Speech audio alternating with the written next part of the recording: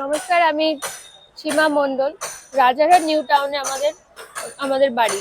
তো গত 26শে ডিসেম্বর থেকে কাকসার কাছের একটা বেসরকারি হসপিটাল ICH চাইল্ড হেলথ যেটা আছে, সেখানে আমার মেয়ে ভর্তি। কারণ ওর একটু শ্বাসকষ্ট হচ্ছিল, সেই এতেই আমরা এখানে ভর্তি করিয়েছিলাম। আর এমনিতে ওর যে রোগটা ধরা পড়েছে, ওর 1.5 মাস বয়সে যে রোগটা ধরা পড়েছে, সেটা হলো SMA টাইপ 1। তো সেই কারণে ডাক্তারদের বলাতে ডক্টররা বললো যে 4-5 মাস বয়স থেকে এই শ্বাসকষ্ট দিয়ে এই রোগটা আর কি ডেভেলপ করতে শুরু করে দেয়। তো এখন বর্তমান কন্ডিশন আপনারা ভিডিও দেখলেও বুঝতে পারবেন যে ওকে নোজ নিবুলতে দেওয়া রয়েছে, আর ওকে ভেন্টিলেশন সাপোর্টে ওকে নিঃশ্বাস নিতে হচ্ছে। কারণ ওর মাসেল পাওয়ারটা এতটাই উইক হয়ে গেছে যে নিজের ক্ষমতায় ও নিঃশ্বাস নিতে পারছে না। এইরকম এখন একটা সিচুয়েশনে ও এখন রয়েছে। তো ডক্টর বাবুরা বলছেন যে ওর যে রোগটা, তার জন্য একটা ভ্যাকসিন ওর প্রয়োজন। তো সেই ভ্যাকসিনটার কস্টটা এতটাই বেশি যে সাধারণ মানুষের পক্ষে একেবারেই অসম্ভব ব্যাপার।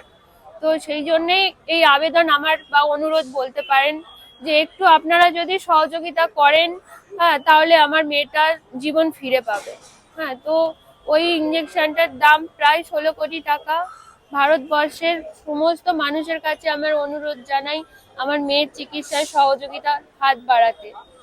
এইটুকানি আমি বলতে পারছি। আমার কাছে মেয়ের ডকুমেন্টসও আছে। প্রথমে আমরা ওর 1.5 মাস বয়সে যখন রোগটা ধরা পড়েছিল, এই যে আমরা অ্যাপোলো হসপিটালে আমি নিয়ে গেছিলাম।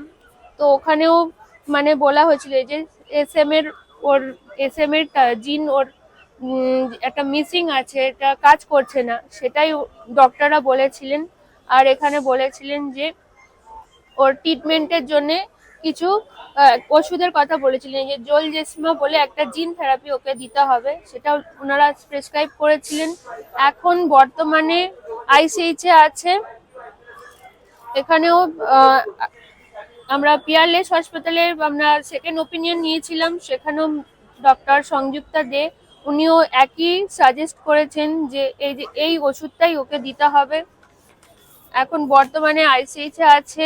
এখানে ওর কেস হিস্ট্রিতে সেম বয়ানই আছে যে ওকে এই ট্রিটমেন্টটা ছাড়া ওকে সারভাইভ করানো যাবে না। এইটুকানি এতটা খারাপ সিচুয়েশন হয়ে গেছে যে আমাদের পক্ষে খুবই দুঃসাধ্য হয়ে গেছে।